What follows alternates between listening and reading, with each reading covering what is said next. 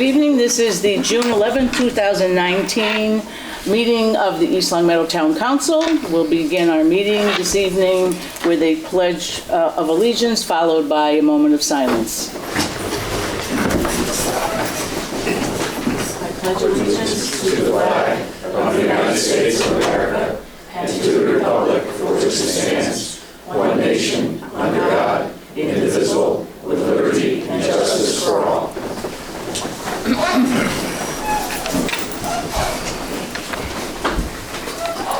We ask that you keep our servicemen and women around the globe, as well as our first responders, in your thoughts this evening.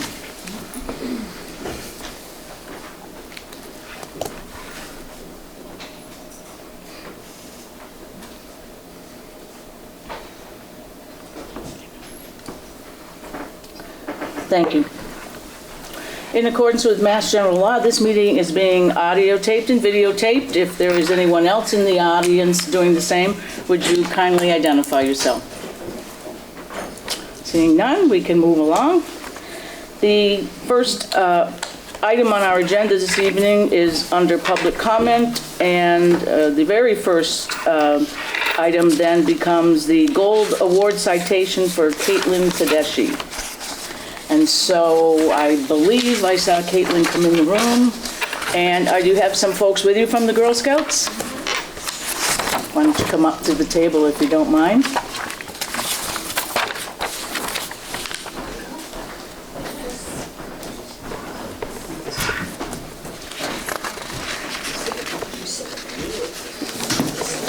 Would you like to elaborate a little bit on what the Gold Award is? I would love to. Thank you for the opportunity. You're very welcome. I appreciate it. I'm Dana Carnegie, and I am with the Girl Scouts of Central and Western Massachusetts. I'm part of the staff there, and we are a member organization. Volunteers are a huge part of what we do, but of course our very main focus is girls and girl leadership, and we pride ourselves on being the largest girl leadership organization where girls pave the way for their future with programs that they do.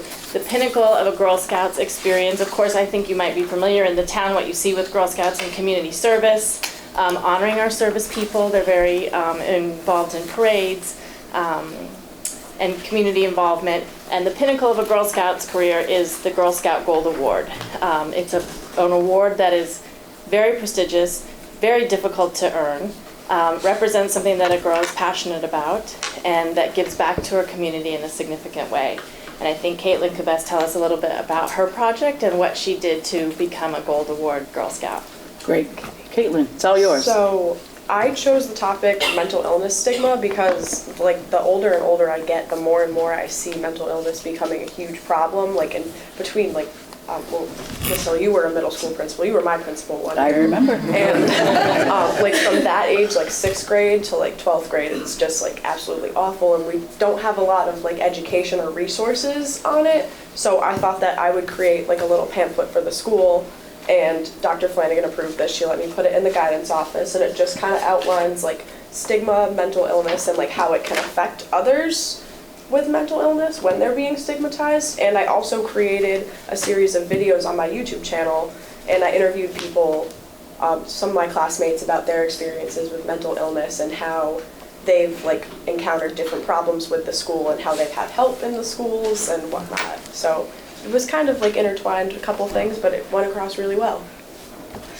Excellent. A serious topic, but a necessary one that deserves everyone's attention. So Caitlin, we have a citation for you this evening.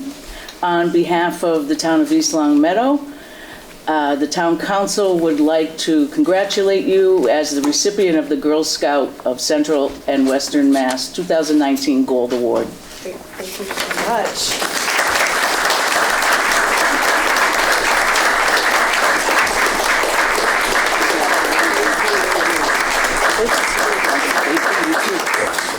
Congratulations. Thank you. Congratulations. Congratulations. Whoops. You can take that with you. You don't mind, do you all? Not at all. Okay, thank you. 1, 2, 3. Beautiful. Thank you very much. You're very welcome. Congratulations.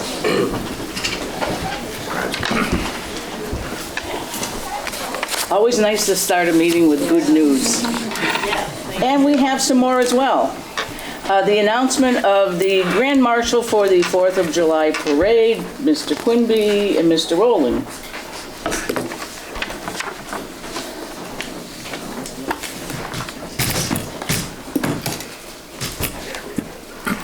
Thank you once again for this opportunity to appear before you and other citizens of our community. And it is an absolute pleasure to announce the Grand Marshal of the parade. As you know, the format has changed since the form of government changed, and we used to be able to secretly get our past Grand Marshals into the high school, and we did well with that. But then it did change, and we have now adopted the idea of just presenting them with their award at this evening, but letting them know before. The last one we hoodwinked was Mr. Mazzarello, but that was easy to do last year, so. He's still mad about it. Anyway. That's right, he's still fuming. Anyway, the Grand Marshals Selection Committee is made up of past Grand Marshals, and they meet with their candidates, and some of the considerations for being selected are that the person is a visible citizen in the community, participates in town activities, serves on town committees, is a member of a civic group, a service organization, club, or youth group, through business affiliations, has worked to better the town, volunteers for various activities, and basically, overall, has contributed to improving the quality of life in East Longmeadow in the local area. This is the 21st year that we have presented a Grand Marshal, and I would be remiss if I didn't mention the past Grand Marshals whose legacies still continue, and those that are still with us continue to do activities to make our community what it is. First was Marshall Hanson and Joe Scanlon, Richard Clark, Baba Tranghese, Willie Ferrero, Chandler Newell, Jim Connor, Mike Boucher, Merle Safford, Bob Hildreth, Sue Grimaldi, Marilyn Richards, Dan Lacedonia, Lloyd Oakes, Jim Rintoul, Jim Davis, Ned Obernesser, Connie Wisbicki, Foy and Ray Miller, and Bob Mazzarello. One common strand between all of these is they did much to be there, well-deserved, and did a lot for that honor. But even after being Grand Marshals, have continued to make East Longmeadow what it is today. So we are very, very fortunate to have them. And right now, Ryan has the honor of introducing the 2019 Grand Marshal. So for 2019, the committee chose John Mayberry as our Grand Marshal. He's graduated from East Longmeadow High School, went to Western New England College. He's worked at Mayberry Material Handling since 1976. He was a member of the East Longmeadow JCs and the president of the East Longmeadow JCs. Is a member of the East Longmeadow Chamber of Commerce, the Western Mass Development Corporation, the Safety Council of Western Mass. He was on the Board of Public Works for over 20 years, being chairman on that as well. He's East of the River Chamber of Commerce past president. He's also a past chair and board member since 2007 for the Bay State Health Foundation, as well as on the Board of Trustees for Bay State Health Systems, and board member for Bay State Health. He's also been a longtime supporter of the 4th of July Parade. He served on the East Longmeadow Technology Committee. He was actually on the committee that hired me, so you got him to blame. Made a good business partnership with the East Longmeadow Public School System. It's the support of the Boy Scouts and many other local benefits, including the fishing derby. Some of the awards he's received in the past are the Distinguished Citizen Award from the Boy Scouts of America in 2016. He's also received the Lions Club Distinguished Citizen Award for Community Service, and also the Paul Harris Fellow Award from the East Longmeadow Rotary Club. And also in 2007, he was named Top Entrepreneur by Business West. There we We're going to go. invite them up, and we make them going to sit in the balcony. Yeah, this is no surprise, so. It is an honor, and John, Mr. Mayberry. we'd like you to come up. We have a plaque to present to you. Well,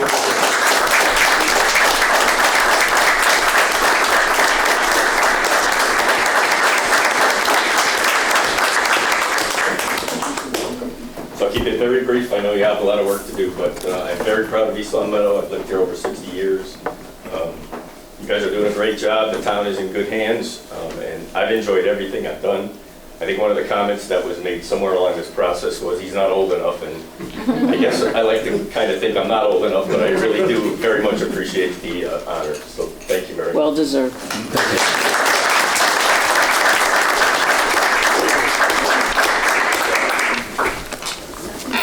Thank you. Moving on to item number 4, council comments. Anybody have anything from the council? Okay. Number 5, the town manager's report. Denise. Good evening, everyone. I'm going to keep it brief because we have an agenda with, looks like 20 items on here about, so we've got a lot to get through. Congratulations to returning Councilor Kathy Hill and incoming Councilors Patrick Henry and Ralph Page.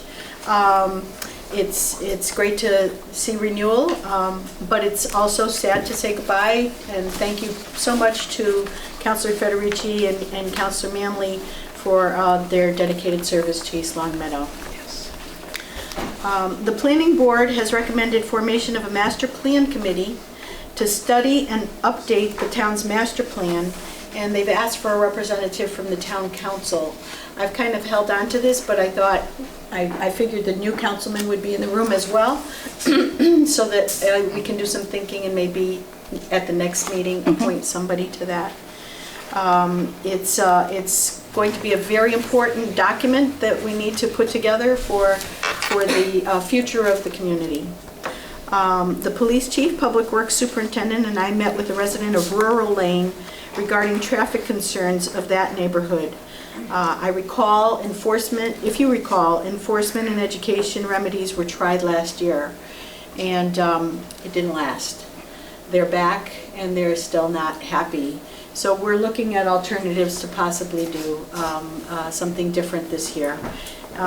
We have to, as the police chief and the public works superintendent have cautioned, there are a lot of traffic issues in town. And whatever we do there, we have to be sure it's a remedy for that neighborhood, but is it going to be a remedy that we're going to be doing all around the community? So it's a tough nut to crack for sure. I met with the president and vice president of the council last week to discuss this year's budget process and possible improvements for next year. It was agreed that everyone involved in this year's process would be asked for their suggestions, and those would be discussed by the council in the future. So we'll be looking forward to that. I know Sarah and I will be doing some kind of recommendations. Save the dates. Oh, congratulations to Laura Paul, the East Long Meadow Public Schools Food Service Director, for recently being named the School Nutrition Association of Massachusetts Director of the Year. So that's the whole state. That's a pretty cool thing.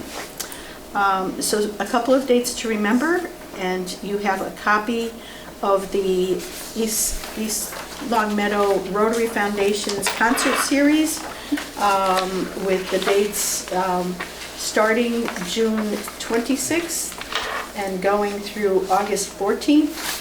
And this year they have rain dates on there. They certainly needed them last year. Poor Sue Grimaldi, I think, spent more time rearranging things for the rain dates that then needed rain dates. It was a challenging year last year.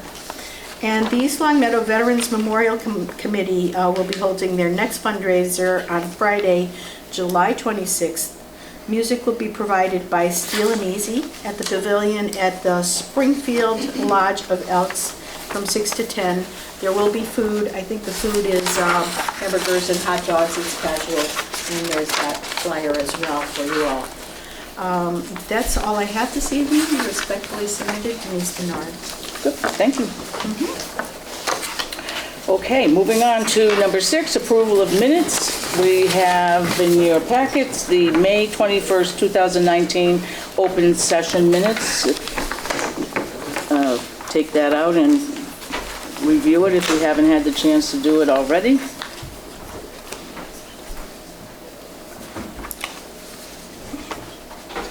Are there any additions, comments, deletions, suggestions?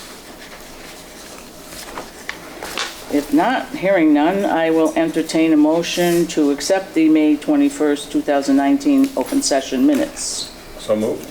Second. Double seconded. Motion's been made and seconded. All those in favor of approving the May 21st open session minutes, please say aye. Aye. Opposed, please say nay. Also, in your packet are the May 28th, 2019 open session minutes. Take a minute as well to review those.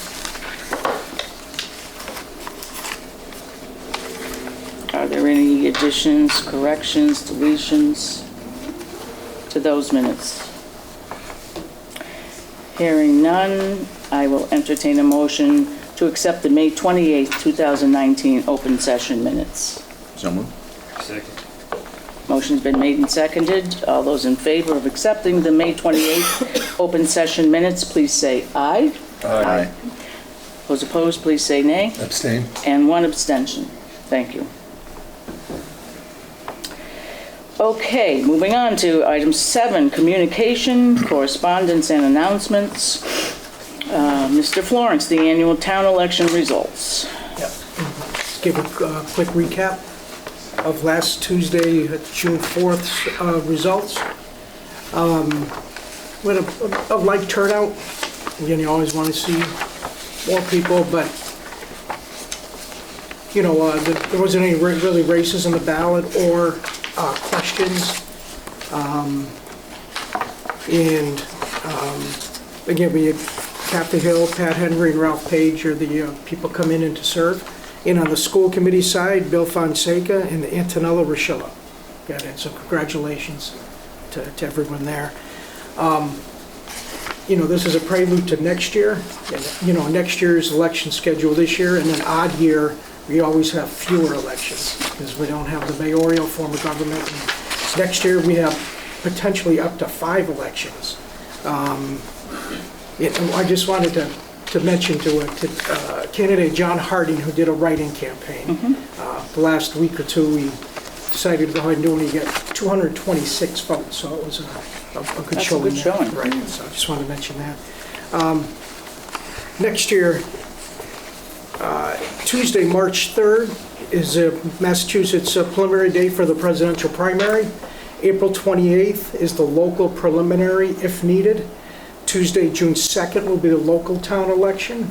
And again, that election will probably have some questions on the ballot because according to the charter, every year that ends in a 0, within the next month, we'll have to form a commission, a charter review commission, to look at the current charter, make sure our form of government is working, and to make any tweaks or amendments to what we currently have.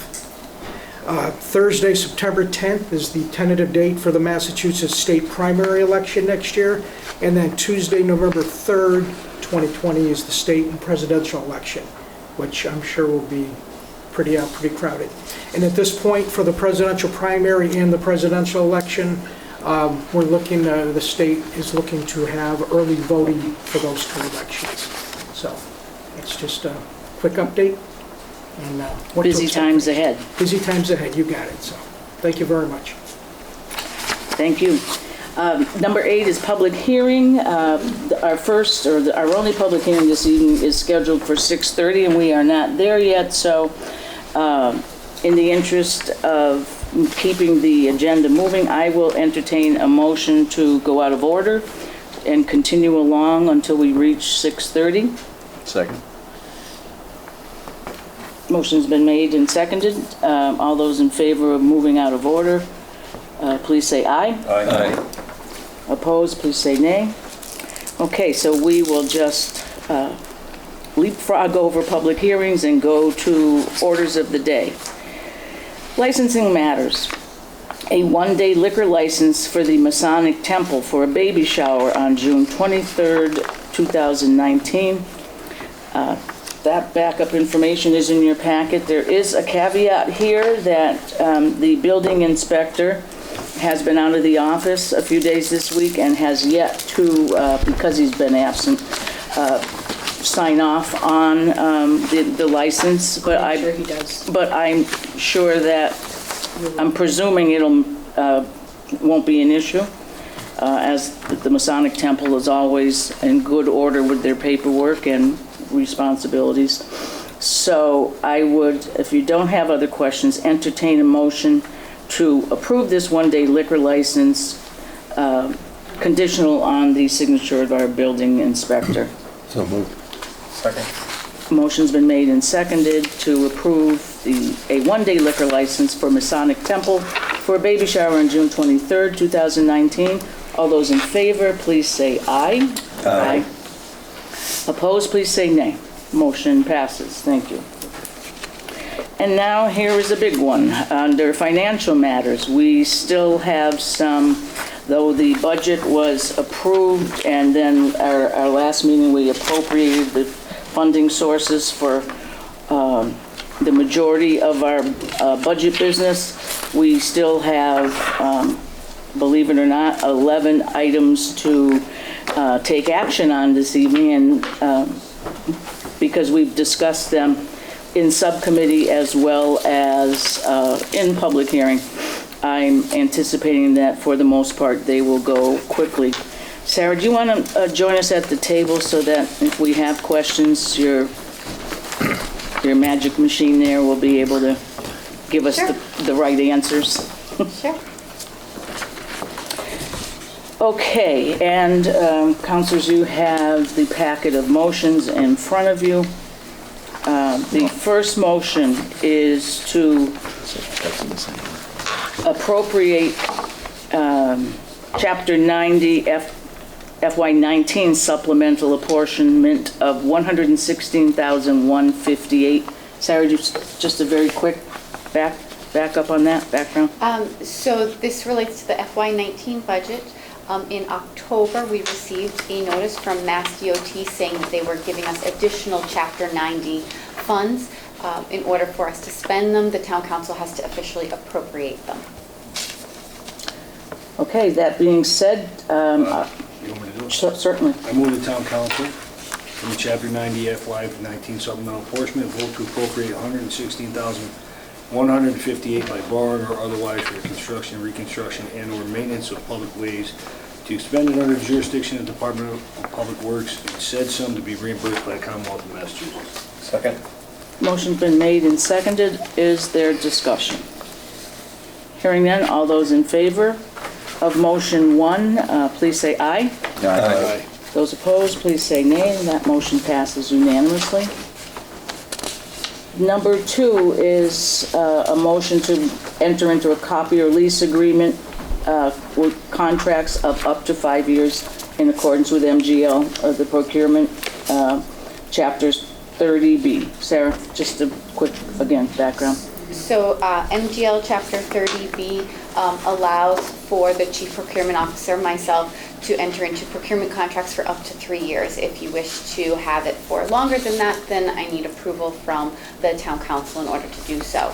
I am requesting for the town council to enable me to have the option to negotiate up to a 5-year contract. Therefore, we can see what is the best possible option for the town, whether it be a 3-year, a 4-year, or a 5-year for the copier contracts. I'm currently working on a joint copier lease agreement for the school and town side, all combined in order to get the best rate possible. Good. If there's no questions, I'll entertain motion number 2 from someone. Sure. I move to approve that the town enter into copier lease contracts up to 5 years in accordance with MGL Chapter 30B, Section 12B. Second. Motion's been made and seconded. Is there further discussion? Hearing none, all those in favor of approving motion number 2, please say aye. Aye. Those opposed, please say nay. Item number 3 is the Finance Director's request to fund $2 million from free cash for the OPEB Trust Fund. The acronym OPEB stands for Other Post-Employment Benefits. Sarah, That's please. correct. So as I have done every year, in June, I come back to the body and I ask to move a portion of money from our free cash balance into our OPEB trust. So if you will recall, our OPEB trust was established back in May of 2014. And it was for us to grow a sum of money in order to eventually have the liability of OPEB be completely funded by this outside fund. So OPEB is our retirees. Per Mass General Law, we have to provide health insurance at least 50% for our retirees and their spouses for the rest of their life. This liability grows approximately $3 to $4 million a year. We currently have a liability of approximately $40 million. We have a current balance of $5,949,908.02 in our fund. At this time, I am asking for the Town Council to approve me to move $2 million from our free cash into this trust. I believe that this is a financially prudent investment and will be beneficial for the town and help us to reach that goal of taking the retirement expense off of our operating budget and off of the tax dollars and onto this fund sooner by putting it in now. Just like an individual saves up and they contribute more when they're younger, I want to do the same kind of thing here. Our valuation date for our OPEB is July 1st date, so I'd like to get this in for this next July 1st. At this year, we will be doing requests for proposals from actuaries, and I will be requesting as part of it, not just doing the valuation, but also to help us with the long-term planning. If we put in X amount each year, how long until we reach that we can take out of there? Those kinds of scenarios. So that will be coming, but I would like to be able to put that in now. Currently, our free cash balance is $2,738,021.40. I strongly believe that this is the best thing for us to do with that free cash money, that we will not be putting ourselves short for next year. We will be able to be recertified this fall with whatever, with the remaining amount that will be in there, as well as whatever we wind up turning back from fiscal 19. So I think that's it that I have to say. Other questions? I'll just tag a comment onto your remarks, and that is that when the Finance Subcommittee made its recommendations to the council on the 21st, there was a line item in there under budget analysis that presumed, and the presumption was based on our history of adding $1 million each year to the OPEB trust. So when that report was given, and ultimately the council did approve, recommend that the report be accepted, and we gave our instructions to Sarah and Denise, it was with the understanding that it would be 1.1 million. Yesterday, the Finance Subcommittee met with Sarah, and it is, after some discussion and listening to her analysis of the status right now of the OPEB trust, as well as our free cash, it was the recommendation of the Finance Subcommittee to agree with the transfer of 2 million as opposed to the 1.1. So in fairness, I think that also needs to be stated. Oh, I did want to add, concerning our reserve balance, even with contributing the 2 million, our reserves are still exceeding the state's recommendation of 5%. When a rating agency such as Standard & Poor's, Moody's, all of them, when they consider our reserves, they look at both our free cash, our stabilization, and the OPEB trust. So we are not hurting our rating whatsoever should we need to bond anything in the future. Good. Any other comments or questions from the council? I have a question. Yes. Through the chair. The 2 million that you mentioned, I'm just stuck on this number. It's 1.1 that we've already voted to approve, and you're asking for 2. So that's really a $900,000 increase. It is a $900,000 increase from the subcommittee's recommendation. However, this would be the first time that a motion was made on that OPEB because the motion was not made at the last meeting. All the free cash motions were held until today. Okay. So the balance that you gave us for free cash of $2,738,000 and some change is the balance after this transfer? No, it's not, because there was no official vote, so I can't reduce that until the official motion happens with the town council that specifically states OPEB. So what would the balance be if we did that? So after that, it will be $738,021.40. And there are several other free cash items on the agenda for today. So if all of them were to be passed, including making the number 11 suggestion from the subcommittee at having that come from free cash rather than raise and appropriate, that would leave us with $630,308.54 at June 30th. In this current year, we have used less than $200,000 of free cash through the entire fiscal year. So a $630,000 balance, even, I know it won't happen, but even presuming we had 0 contributed from FY19, we would not, unless there was something completely unexpected and extraordinary, go through $630,000. So it would still leave us in a position to be able to fund emergency capital and emergency kinds of one-off items. Good. Other questions from the council? Just for my own benefit, what is do we know what our annual OPEB exposure is? In other words, what our, how much we pay out, yeah. It is somewhere between $550,000 and $630,000 a year. Okay. I didn't look at this year's, but that was last year. It Okay. was, I was it just was curious. in between there. Just trying to get an idea of what our fund has to get to before it funds itself, and it'll make it a lot Yeah. easier to, instead of paying those out plus paying into the OPEB, Right. we'll just be paying into the OPEB because it'll be generating enough income to support Exactly, and itself. then the OPEB will be able to be Right. funding itself, and at that point, all the new hires will be paid out of there and won't Mhm. even come out of the operating account. Okay. Which, given how fast our health insurance, rates and premiums keep going up, I feel it's prudent to put it in now where it can grow and do the best for the community. Well, I remember when we put our first $50,000 Yes. in a town meeting a few years ago. Yes. Go ahead. I'll make a motion to fund from free cash $2 million to be added to the other post-employment benefits liability trust, OPEB number 8225. Second?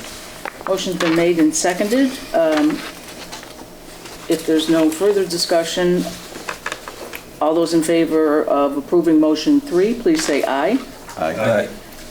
Those opposed, please say nay. Motion passes unanimously. And I'm going to stop right here and just draw a line so I don't lose my spot. And entertain a motion to go back into the agenda to public hearings. So moved. Motion's been made and seconded to return in the agenda to item 8, public hearings. All those in favor, please say aye. Aye. Okay, we are back to number 8, and we have the approval of transfer of liquor license from YTC Incorporated doing business as Tao's Asian Cuisine to Hojiabo Corporation doing business as Tao's Asian Cuisine, 31 Harkness Avenue, East Long Meadow. So do we have the applicant with us this evening? Thank you. Good evening. Before you start, Attorney Riley, I need to go over the public hearing protocol. You're more than welcome to have a seat. Thank you. The reason for this public hearing is to discuss a liquor license transfer of ownership applications for all alcohol for Tao's Asian Cuisine from YTC Incorporated doing business as Tao's Asian Cuisine to Hojiabo Corporation, doing business as Tao's Asian Cuisine, located at 31 Harkness Avenue, East Long Meadow. Introducing the council members from left to right, Councilors Manley, Anderson, Hill, Kane, O'Connor, and Federici. The procedure in this public hearing will be as follows. Once it's open, the clerk will read the legal notice into the record. The applicant will then present and discuss the request for transfer of application. This meeting is being recorded, and if there are any other, any persons who wish to speak must come to the microphone and clearly identify themselves, stating their name and home address. After the applicant has finished his or her presentation, I will open the hearing for public input. I also ask that anyone who wishes to speak is direct and to the point and tries not to be redundant of other speakers' remarks. All speaking parties are asked to address the president and not each other. After the public has addressed the council, I will then close the public hearing. At that time, the council can discuss among themselves the matters pertinent to this transfer of ownership, and then the council will either take a vote to approve the transfer of this liquor license or take the matter under advisement. Mr. Florence, for clarification, we only need the one public hearing on this? Yes. Okay. That being said, the meeting is open. Mr. Florence, would you read the legal notice into the record, please? Yes, ma'am. Notice is hereby given under Chapter 138 of the General Laws that Tao's Asian Cuisine, 31 Harkness Avenue, East Long Meadow, Massachusetts, has applied for a liquor license transfer application from YTC Inc., DBA Tao's Asian Cuisine, to Hojiabo Corporation, DBA Tao's Asian Cuisine. The Town Council will hold a public hearing on the liquor license transfer application on Tuesday, June 11th, 2019, at 6:30 p.m. in the Council on Aging Meeting Room, 328 North Main Street, East Long Meadow, Massachusetts. For the Council, Thomas Florence, Clerk of the Council. Thank you. Attorney Riley? Actually, I'm Attorney Marshall, Alan Okay. Marshall, but I'm with SM Riley Associates, right. filling in for Steve Riley this evening. All right, Mr. Marshall, it's all yours. Thank you. So the town is in receipt of our transfer application. I also do have proof of the publishing. Attorney Riley had told me to bring, was published in the reminder, the May 23rd to 29th, that publishing has been paid for. This is actually, I guess in a sense, a simple transfer. It's actually between members of the same family. They are related. Jayu, he goes by Jonathan, is will be the transferee of the license should this transfer be approved by the council, be operating the restaurant in exactly the same manner as Tao's.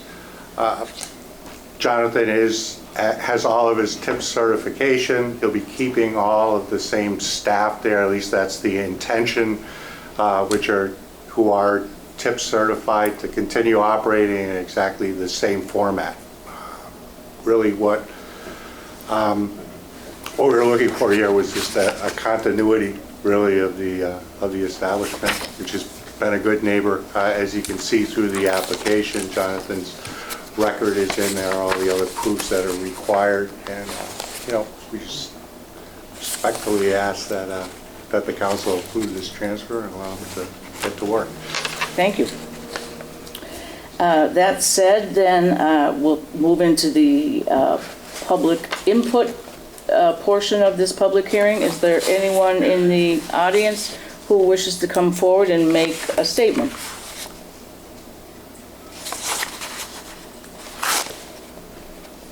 Okay, well, that was pretty straightforward as well. So we'll close the public input part of the hearing. At this time, the council may ask questions of the applicant or discuss among themselves. Is there any? Mr. Anderson. Just a question, Jonathan. Are Mike and Angie going to continue to be working there, or did you have the same crew? I'm just Okay, so after me taking over, I mean, I still have a lot of things to learn. So Michael will still be helping us for a while. Okay. So as long as we get everything going as smoothly as possible. So. And Angie as well? Yeah, Angie will come back help as well. Okay, but they'll be phasing out eventually as you take over Right. even more and more. Mm-hmm. Right, correct. Thank you. Thank you. Any other questions? Okay, at this point, the council can vote to approve the transfer or take the matter under advisement, or vote to not approve the transfer. Those are the three options before us. I'll entertain a motion. I'll make a motion to approve the transfer. Second. Motion's been made and seconded to approve the transfer of liquor license from Tao's Asian Cuisine from YTC to Hojiabo Corporation, doing business as Tao's Asian Cuisine. All those in favor, please say aye.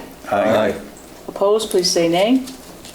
Motion passes unanimously. Congratulations and good luck with it. Thank you. Thank you very much. Okay, now again, a motion to go back to our original order, and we are down to financial matters number 4. I'll entertain a motion and jump back to that. So moved. Second. Motion's been made and seconded. All those in favor, please say aye. Aye. Aye. This is like a game of hopscotch tonight. Okay, we are down to number 4, the matter of appropriating from sewer free cash $149,500 for the Springfield Water and Sewer, I assume this is an industry Commission. commission, labeled a true-up. I assume that means reconciliation or whatever. Yes.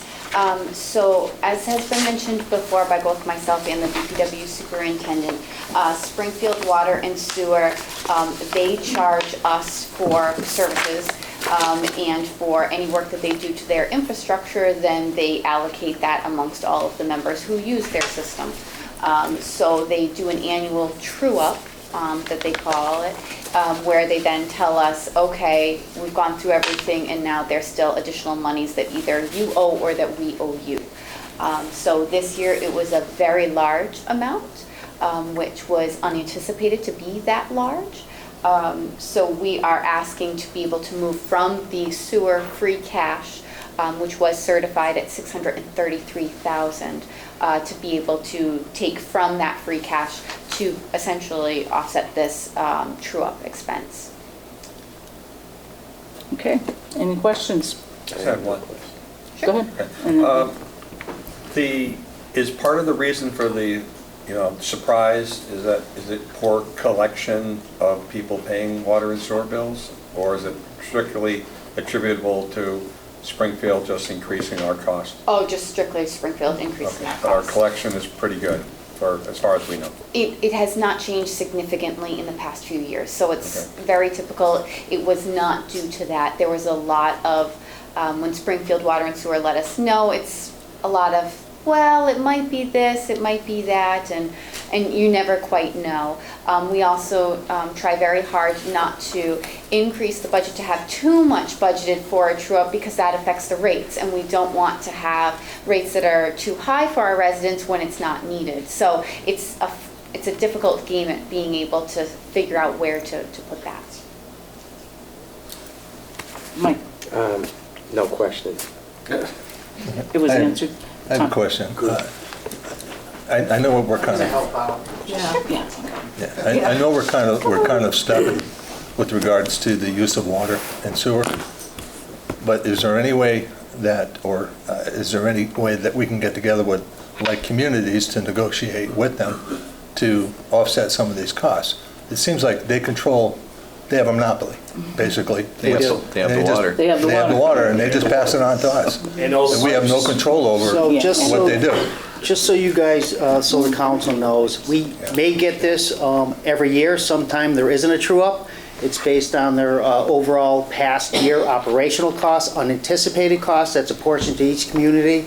Also border accounts. So we have about 35 border accounts that Springfield Water and Sewer have some meter reading equipment, and we do some of the meter reading, so this is offsetting some of those expenses and some of the bonds through capital projects that weren't in place at the time of our fiscal year. Springfield bonds, not our bonds. So some years we get, like I said, maybe it's $20,000 or sometime it's nothing. We don't put this in the budget. We can review that. So what I did last year, our anticipated cost for FY19 was $562,214, and our main interceptor sewer project for Springfield Water and Sewer was $66,379. We put in our budget $630,000. So our Springfield Water and Sewer estimates were at $628,593. So I only had a $2,000 cushion. Because of that reason, that's why we don't put it in our operational budget, because like I said, it's going to offset our rates and fees. And sometimes, like you said, it's almost like our snow and ice account. You don't know how much snow you're going to get or how much you're going to spend. So I'd like to keep that out of the scenario. For next year, I actually left $100,000 in there just for this reason, because I know they're doing a lot of capital planning and projects up there. So hopefully next year it won't be above that $100,000, but I did anticipate a little bit more for next year. Another question, please? Yes. So this cost, this free-up, this True-up. true-up is our portion of what Springfield Water and Sewer Yes. determines is our true cost Yes. for our services, and it Yes. doesn't incorporate other towns. No. There's an apportionment for each community, for a true-up for each community, based on the total, like you said, the total cost, say, operational expenses. So they spent $5 million on operational expenses. That gets divided between the 5 communities. And certainly, I can vouch for Bruce doesn't take that bill and just say, okay, it's $149,000. He tortured them with getting background information Yes. and detail, and told them that we weren't paying the bill if he didn't get what he wanted. So he absolutely did due diligence to make sure that it is truly a correct true-up. I can tell you they were going to shut the water off to the town. Yeah, when are we out of water? Yeah, we get to that point, so. We'll be talking about that at another meeting. The big valve on the border. Next up is Connecticut Valley Artesian Well. Right. Any other questions? Mike, you want to read the motion? I move the town council vote appropriate from the sewer free cash, $149,500 for the Springfield Water and Sewer true-up. Second. Motion's been made and seconded. All those in favor of motion number 4, please say aye. Aye. Opposed, please say nay. Okay, number 5. Oh, Mr. Finney, you're still here. Yes. This is the approval of the Water Sewer Stormwater Services Asset Management Plan Development Project for $140,000. Yes, this is a reimbursable grant that we applied for. I did notify the council at a previous meeting, so that $140,000 will be reimbursed by the Mass DEP. So we're looking, we need to have skin in the game in order to proceed forward. It's just a formality, but the Mass DEP will be reimbursing the community for this. So you will notice that items 5 and 6 both relate tied to together. this. And the Mass DEP requires us to have one to approve the project and then one to approve appropriation for the project. That's why they're separated. Fair enough. Any questions? Then, since there are none, we can do these in tandem, one after the other. I move the council vote to... Oh, go ahead. No, go ahead. Go ahead. Go ahead. I'm all set. There's plenty to go around. There's 6 more. Kevin, let's do it together. You ready? Okay. 1, 2... I move the town council vote to approve the Water, Sewer, Stormwater Services Asset Management Plan Development Project for $140,000. Second. All those in favor, motion's been made and seconded. All those in favor of approving motion 5, please say aye. Aye. Opposed, please say nay. The next one, to actually appropriate the $140,000 from the sewer free cash for the Water, Sewer, Stormwater Services Asset Management Plan Development project. Fit that all in one line. I'll start, I guess. I move the town council vote to appropriate from sewer free cash $140,000 for the water, sewer, stormwater services asset management plan development project. Second? Motion's been made and seconded. All those in favor of motion 6, please say aye. Aye. Opposed, please say nay. Motion passes unanimously. Number 7, the appropriation of $45,000 from the MGM Casino Mitigation Funds for the purchase and equipment of a pickup truck for the police department. I believe that topic has been discussed in previous meetings. This just appropriates the money in order for Chief DeLassio to move forward. Move the council vote and appropriate from MGM Casino Mitigation Funds $45,000 to purchase and equip a pickup truck for the police department. Second. Motion's been made and seconded. All those in favor of approving motion 7, please say aye. Aye. Opposed, please say nay. That motion carries unanimously as well. Also, number 8, similar from free cash to appropriate $25,000 from free cash to fund a feasibility study of the expansion and / renovation of the East Long Meadow Police Department building at 160 Summers Road. Again, that topic has been discussed in previous council meetings, so I'll entertain that motion. I move the town council vote and appropriate from free cash $25,000 to fund a feasibility study of the expansion renovation of the police department building at 160 Summers Road. Second. The motion's been made and seconded. All those in favor of approving motion number 8, please say aye. Aye. Those opposed, please say nay. That passes unanimously. Number 9, the appropriation of $26,000 from free cash to purchase and equip 5 voting machines with cases, warranties, and training net of trade-in credits. Given what our clerk described as an upcoming busy year, I'm sure these machines will be put to very good use. Very much welcome. I move the town council vote and appropriate from free cash $26,000 to purchase and equip 5 voting machines with cases, warranties, and training, net of trade-in credits. Second? Motion's been made and seconded. All those in favor of approving motion number 9, please say aye. Aye. Opposed? Please say nay. Motion carries unanimously. Number 10, approval that the town enter into leasing agreements of tower sites for wireless service antenna for up to 5 years. Sarah, similar analogy? Very similar to the copier leases, except these are our property that then outside companies want to lease from us. So this is revenue to us, not an expense to us. And this, it's 5 years and actually up to 10 years for the extension, which is very typical of the industry, because you usually do a 5-year with the option to extend. So if the town council votes to approve us to be able to do that, we will still, after the 5 years, have the option to extend, but then we don't have to do another RFP process. Do you have a sense of the revenue that's generated? Ballpark? I don't know, previously, I think $30,000 a year, is that right? For the selectmen? Somewhere around there. We currently have 2 that are leased on the monopole, the town's monopole, and then we have 1 that's on the town's water tower. So we have 3 in total currently, but we are opening it up using combis, opening up to a wider arrangement of vendors, so hopefully we will get the most money possible. Good. Question? Yes.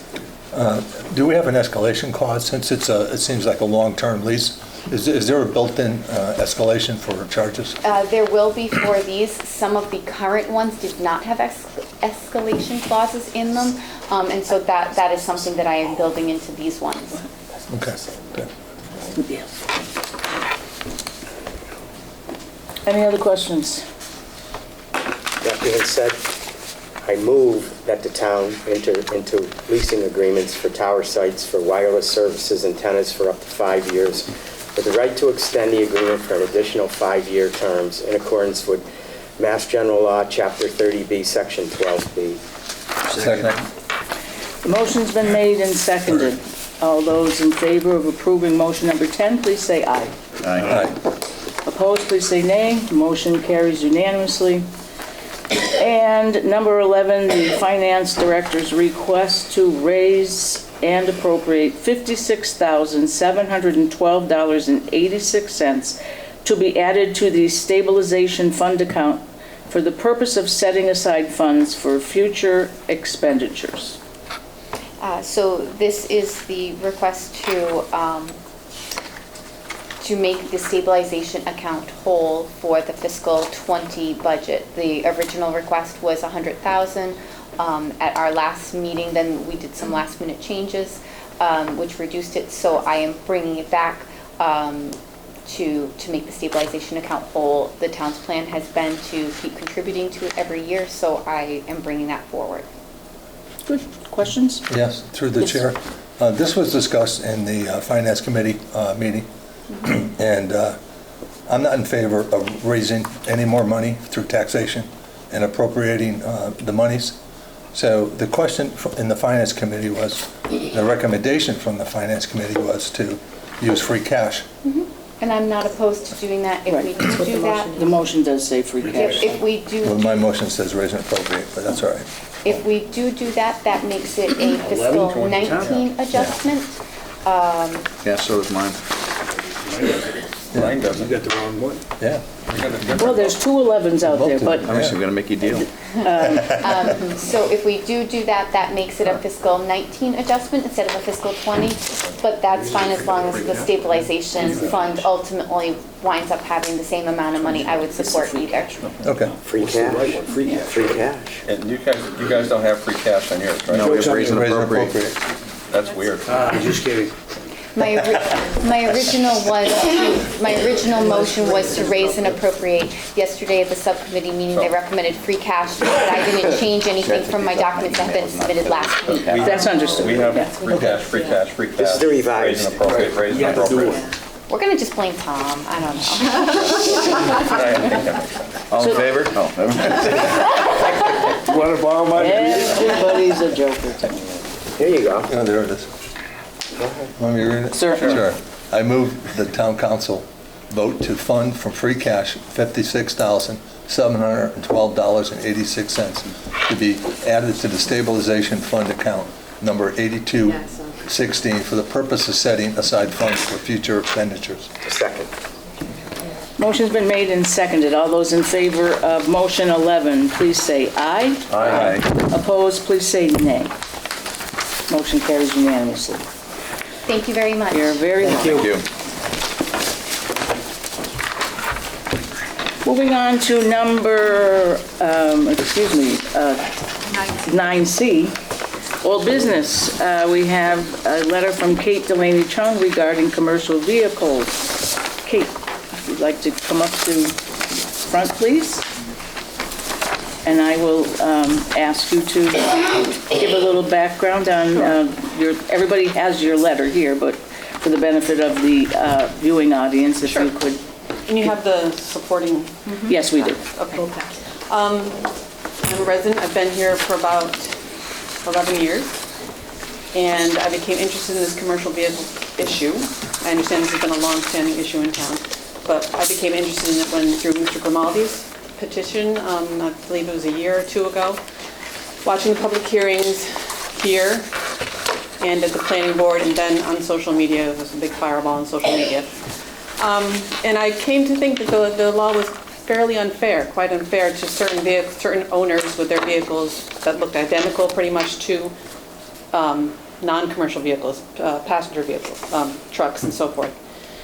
So in the planning board hearing that followed Mr. Grimaldi's public hearing, they came up with the idea of a special permit. One of the planning board members came up with the idea of a special permit, which is kind of what I proposed here. So the idea originated at the planning board. After that meeting, that planning board member resigned. So the support for that idea did not continue. And I checked in with Mr. Kingston a year or probably in February of this year, before I got this all together, about why that did not continue. And he said that there was, the idea, they didn't continue because the idea was to keep the residential area residential. The petition that I'm, not the petition, the proposal that I'm suggesting really would not affect the residential feeling, in my opinion. It's a very subjective idea. So I came up with some suggestions about what should be on this special permit to allow certain vehicles. They are suggestions. I did some research, listened to the public hearings, listened to the concerns of all the different people, and talking to people on my own. For the sake of time, I'll list the specifications that would go with this amendment, or this special permit. I won't go into the reasoning or the background for the sake of time, unless you want me to. You have all that. So the first specification was that the vehicle would have a 1-ton rating capacity. Those are pretty much the same vehicles that we see in people's driveways already. And that is also what's in the current bylaw as it stands. Also, that the cars, vans, and vehicles, pickup trucks would have use our particulate filter and use diesel exhaust fluid to mitigate air pollution and to mitigate the noise. You already have a current bylaw that states between 10 p.m. and 7 a.m. there is no such noise, loud vehicles, loud machinery allowed. And the signage is a big issue, the lettering. There's also already a bylaw in there, in the town's bylaws, that says you cannot have signs. People can't necessarily paint over their own signs, their own vehicles, signs on the vehicles, but you can buy blank car magnets. Usually it's the other way around. People will have a car and put a magnet on the car to advertise their business. Why not do it the other way around? Buy a blank car magnet, cover up the sign so you can park it in your driveway. They're $30 for a magnet about this size. So it's an idea. Also, that the trucks would have standard truck beds. By standard, I mean the truck beds that you see driving around with families in them. I was standing in town hall watching vehicles go around the rotary, and there's some interesting truck beds out there. Chassis modified for commercial purposes, and it's quite obvious. I don't know how to word it exactly, but it's kind of obvious. And also, the modifications would have a toolbox. I provided some pictures that they're primarily embedded within the bed of the truck, a little bit over. You can also have side toolboxes, but I'm not suggesting those because that's obvious. They're very clearly visible. Number 5. The other attachments would be allowed, but they'd have to be within the vehicle, within the bed of the vehicle. And number 5, the snowplow attachments. That's a big business. Kids don't walk around with a shovel anymore. So I think that's something that young people in particular, that's a really good way to earn money. A lot of young men, maybe some women, have pickup trucks. So to allow that and to be removed within 24 hours of the last snowfall, I think is reasonable. And then finally, that no more than one such vehicle would be allowed on the property, which adheres to what's also currently in the bylaw. My original idea was to put this in the ballot as a question. That's a little late for this year, and it's another 12 months to get there. So I still think that's the best way to do it, but because it's 12 months away, I'm open to suggestions. I'm open to suggestions for all of it. So. Thank you. Mr. Florence, as a clarification, remind the council if it becomes a ballot, for it to become a ballot question, how many signatures? 5, is it 500? 500. It is 500. Okay. Yeah. Questions from the council? I thought this was very well put together. Yeah. Great details and so forth. In fact, the 24 hours, I'd bump it up to 48 because snowstorms tend to follow each other. And so that could be a problem, over there. I don't think there'd be an issue during a peak winter season and so forth. My suggestion is maybe to bring it back to the planning board and then have a recommendation, a proposal from them, and then come back to our planning subcommittee. Everyone okay with that? Yeah, I would agree with what Don Okay, said. so I'll entertain a motion then to refer this back to the planning board for consideration. I'll make that motion. I recommend that the proposal by Ms. Chung or Delaney Chung be returned to the planning board for review and recommendation, and then come back to the council to decide whether it should go to the planning matters subcommittee. Motion's been made and seconded. All those in favor of referring this matter to the planning board, please say aye. Aye. Opposed, please say nay. That motion carries unanimously. Thank you. I have a question, procedural question. If the planning board says no, that's not a good idea, we don't like that idea, or... It still comes back to us. They inform us of that. Okay. And we still have the right to give it to our Planning Matters Subcommittee for a recommendation. Okay, and if you decide not to go with it, then the petition, the 500 You still signatures- retain the option to go forward with the citizen petition initiative, Okay. yes. Very good, thank you. You're welcome. Thank you. All right, moving on to new business. The status of open space plan, and that will be discussed with our Recreation Director, Donna Prather, and Assistant Jordy Emanuel.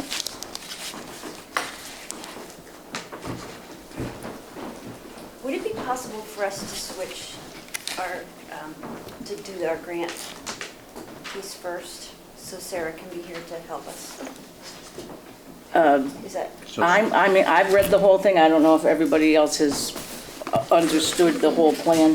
You're saying Yeah. take D2 Right. before D1? Yes, I understand what she's asking, but does the council need the understanding of the open space plan to be informed enough to vote on the grant?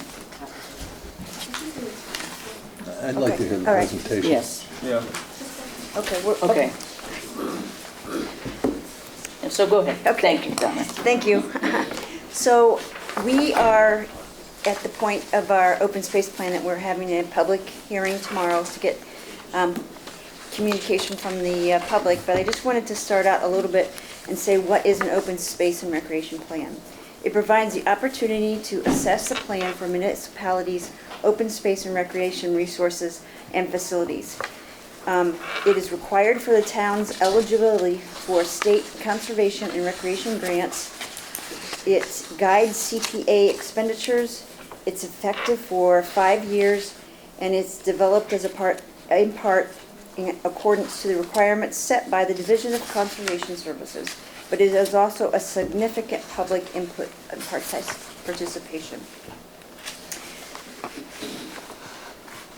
We started, Denise, the town manager, formed the committee back in June of 2018. This is just a little bit of the process of where we've been.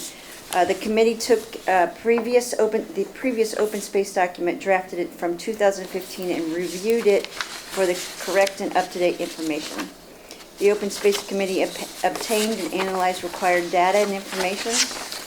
We used existing data from previous conducted public online surveys, and that was back in April of 2016 through February of 2016. We used existing input from the public visioning session held on June 9th, 2016.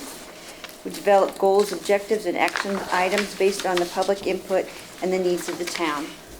Complied a draft plan to share with the public and elected officials. The final step then will be to submit this to the DCS for review, feedback, and final approval. So that's where we are now. I want to give a big shout out to our committee. We worked really hard on this, and they're a really great group of people. Connie Browders from Planning, Diane Bishop from the Director of Assessing, Gordon Smith, Superintendent of East Long Meadow Public Schools, Bill Fonseca from the School Committee, Carolyn Brennan from the Council on Aging, Tom Christensen, the Deputy Superintendent, George Kingston, Planning Board, Jeff Bosworth, the Conservation Committee. That's kind of the brief. Okay, thank you for that. So that's a good segue then into Jordy's presentation? Yeah. Unless there's other questions. No? Questions? Okay. Jordy.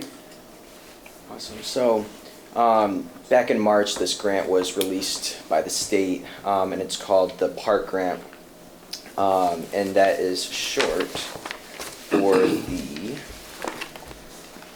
Parkland Acquisitions and Renovations for Communities, and it's a grant program that's run through the state.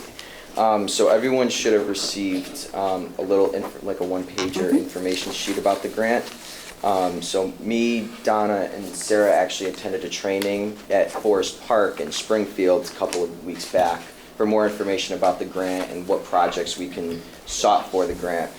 And we thought that the Heritage Park project would be a perfect project for this grant. So what the grant, a little bit about the grant. So it is for financial assistance to municipalities for the acquisition of recreation land, development of new parks, or renovation of existing parks. So for this purpose, it would be the renovation of an existing park.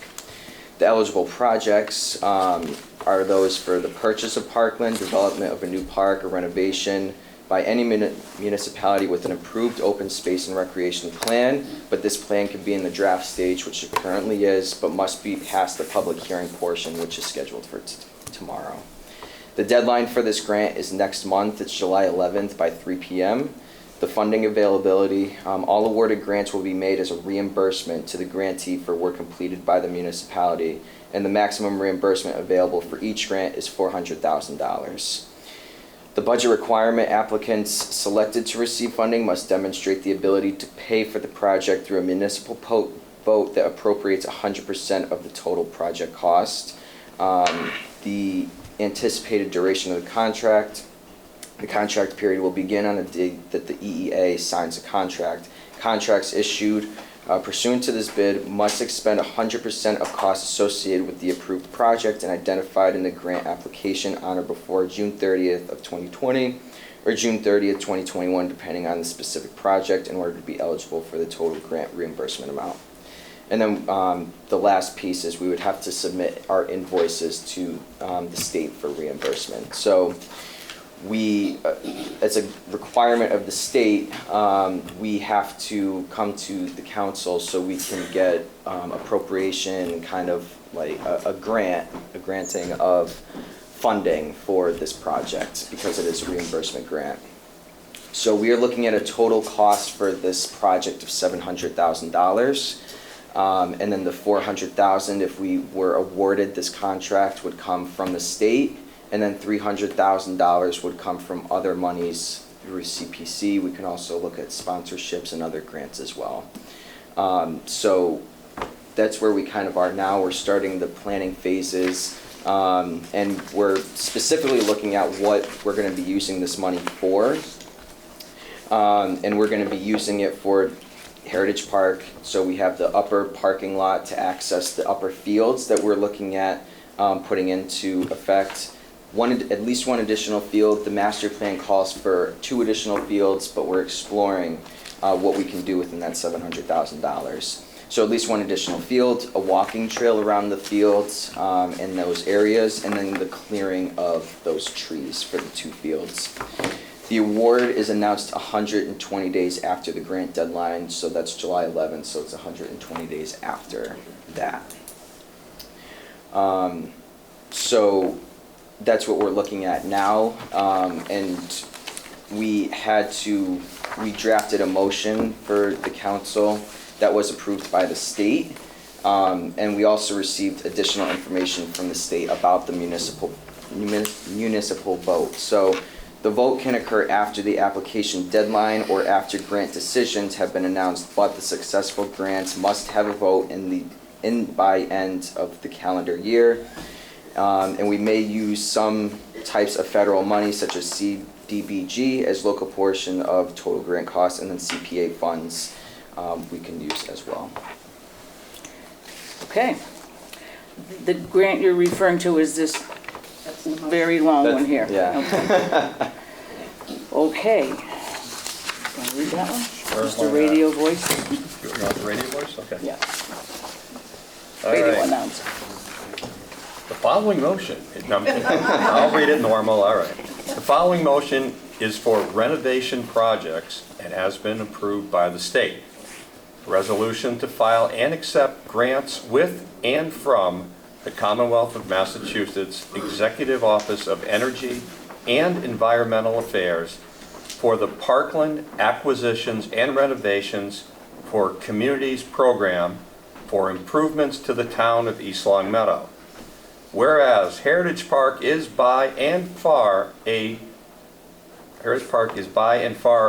community-wide asset, and the preservation and improvements of this facility are a town priority as evidenced in the most recent open space and recreation plan, and whereas Heritage Park is dedicated to park and recreation purposes under Mass General Law, Chapter 45, Section 3, and whereas Heritage Park's ultimate restoration, guided in principle by the master plan, will greatly enhance this facility with improved infrastructure, path systems, site lighting, universal access, etc.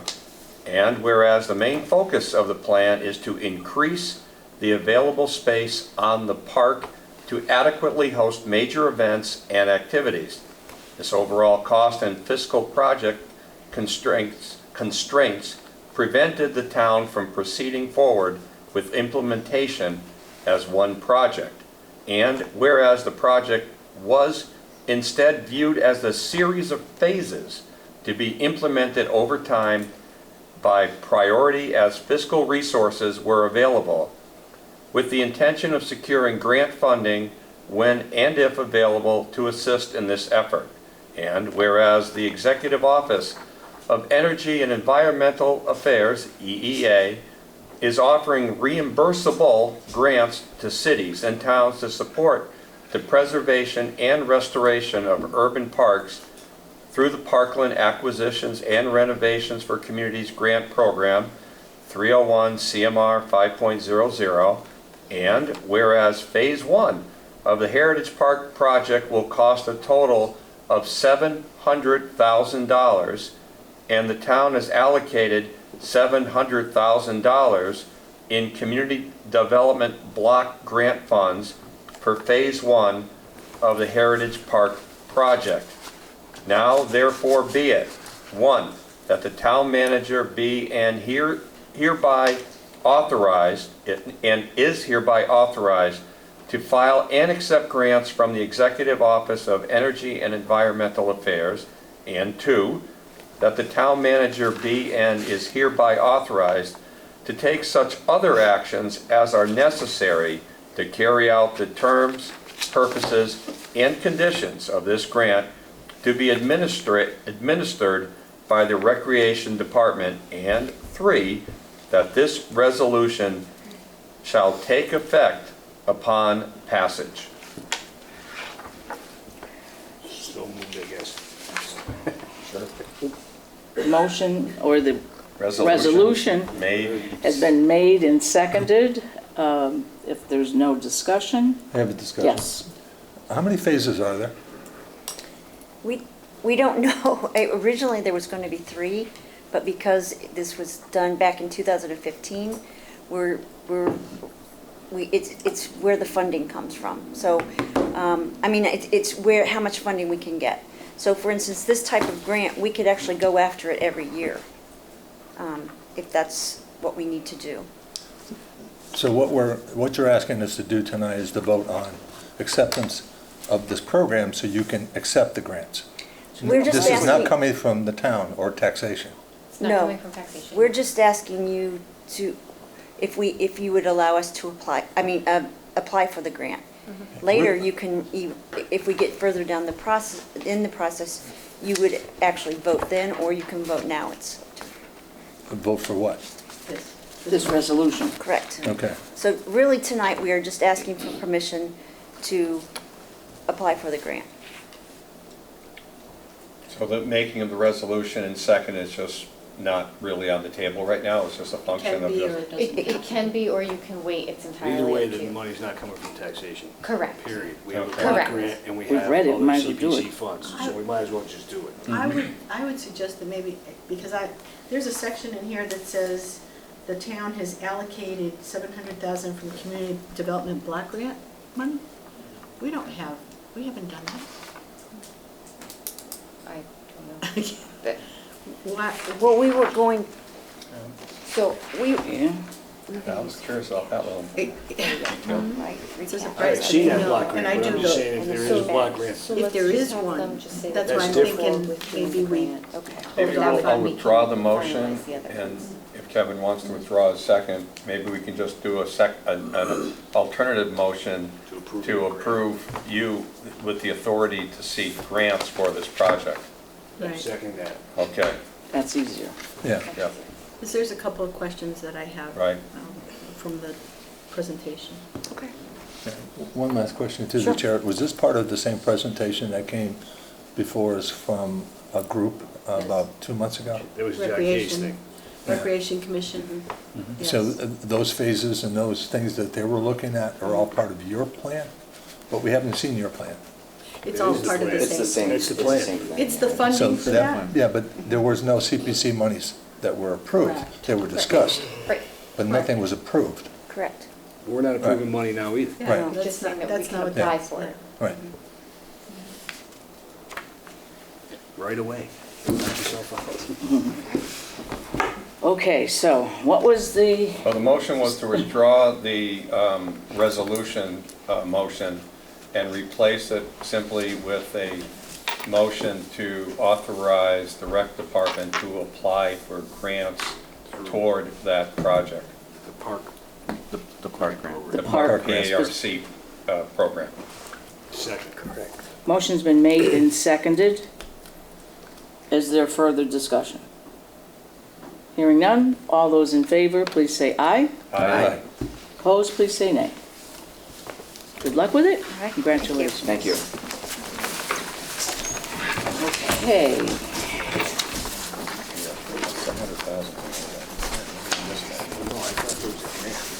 me too. Right. Right. Right.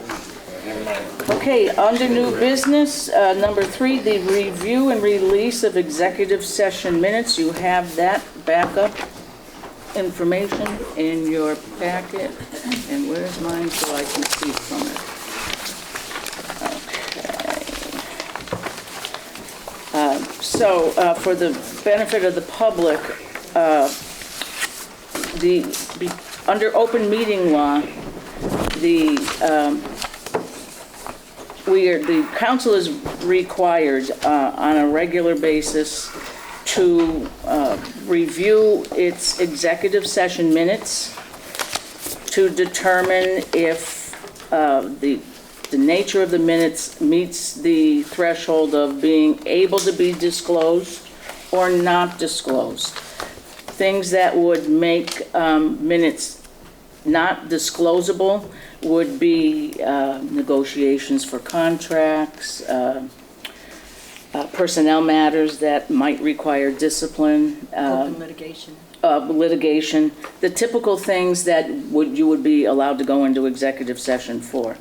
At the same time, items that have either been resolved after an executive session and that have no bearing on violation of confidentiality or attorney-client privilege can be voted as being able to be disclosed.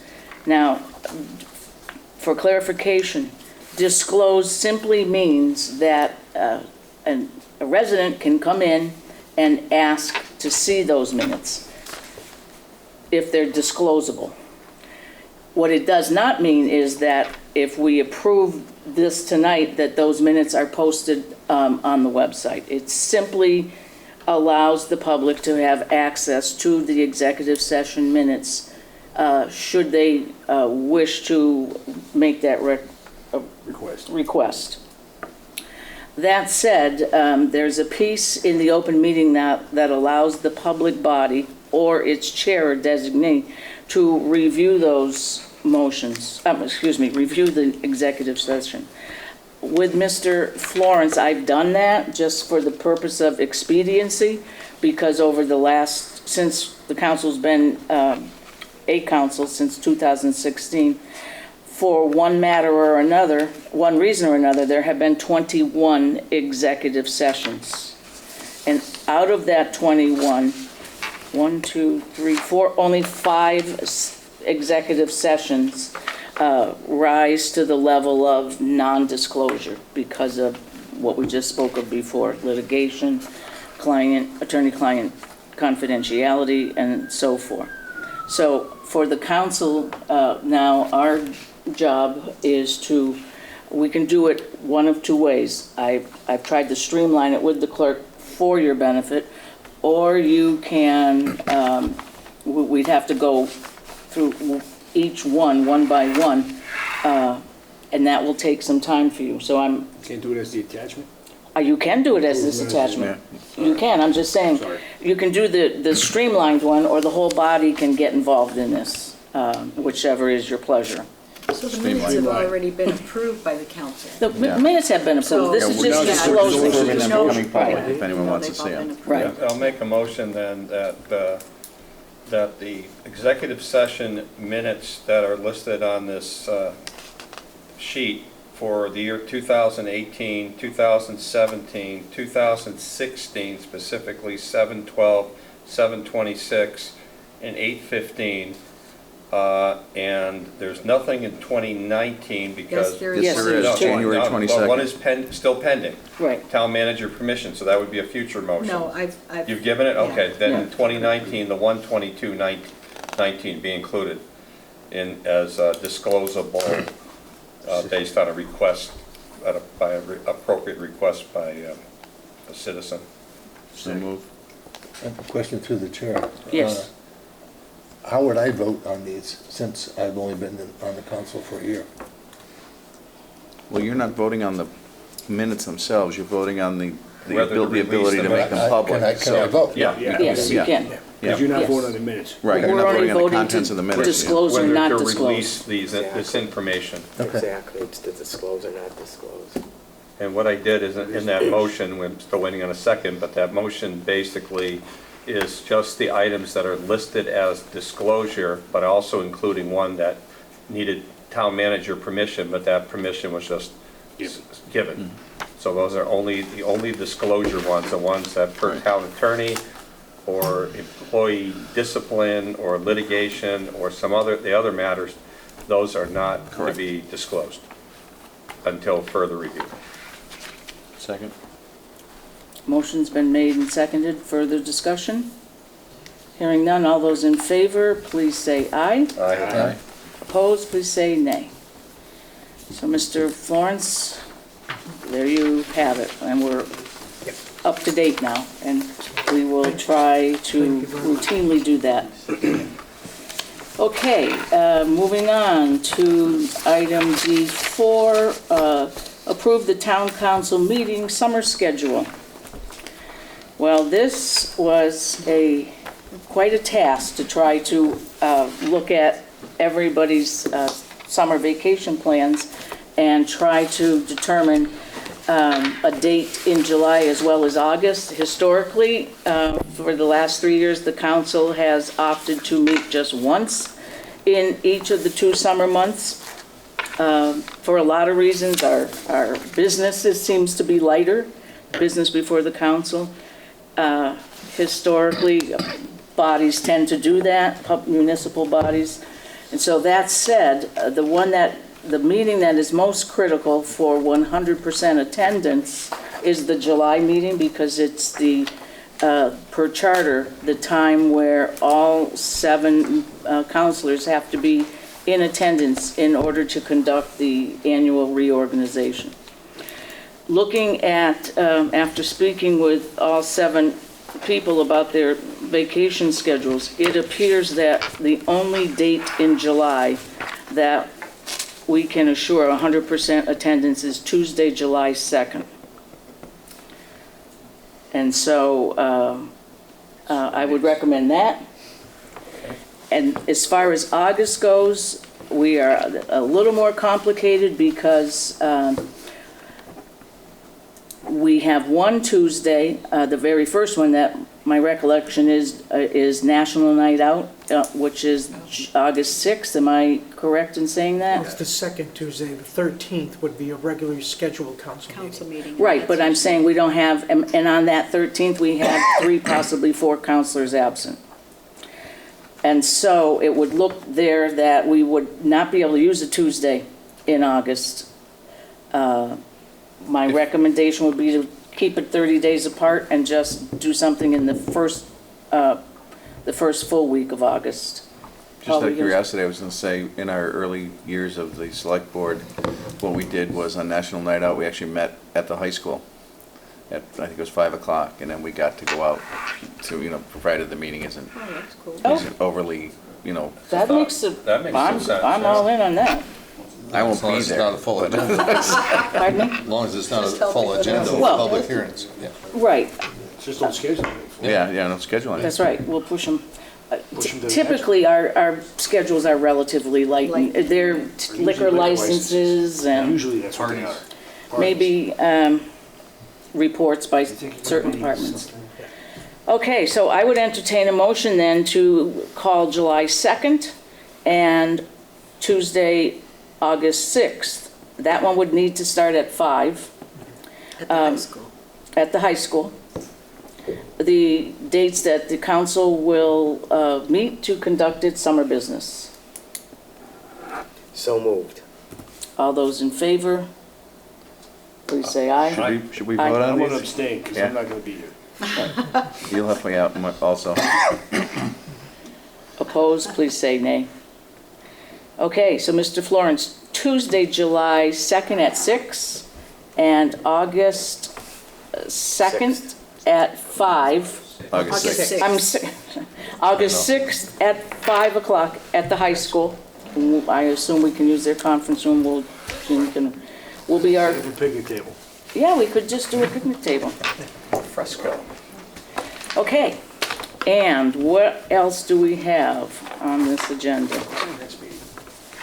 This might be it. Summary, action items for the next meeting. Do we have Which any? one today? Our next meeting is Tuesday, the 25th? Okay. There is, through the chair, there's one thing that I find that's still outstanding, is that some months ago, probably 2 months ago, we asked for the new org charts following the new format that we all approved. I haven't seen that yet. It's interesting you say that, because Denise and I had a conversation about it late this morning, that the new org charts, I think we agreed as a council that the format that Mr. Fenney used with the DPW org chart seemed to be most comprehensive, and that would be the one we'd like. So we've agreed that Denise will give that directive or instruction to the department heads to reformat and provide that to her, and we should be able to get that sometime in, The beginning of once we have the new council Right. on. but summer, but it's on board, It's and in they're going process. to, Everybody has to redo them. right, to redo them, and then we will get them. In the meantime, I will be giving, the reason it came up today was I'll be giving the new members the ones that were done during the budget season, which are a variety of different formats.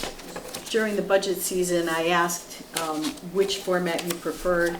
They have one particular one, so everyone's going to have to redo them now. Even if you don't like it, you're stuck with it, Dad. Yeah.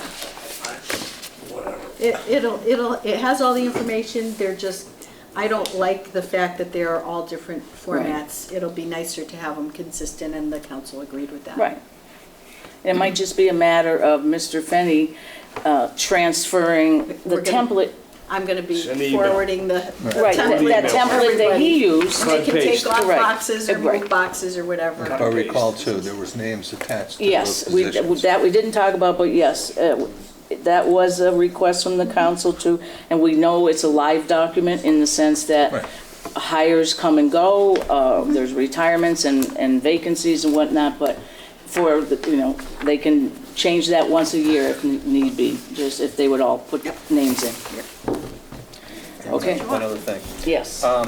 If we can bury into the next meeting on the 25th, just for a short moment, since a Planning Matters Subcommittee insertion, because the 3 voting members are right here, Tom, Michael, and myself, so we can approve the minutes and then be able to give the recommendation on Zero Chestnut into that meeting. It'd just be real, because as opposed to having a separate meeting, it'd be silly just merely to approve the minutes.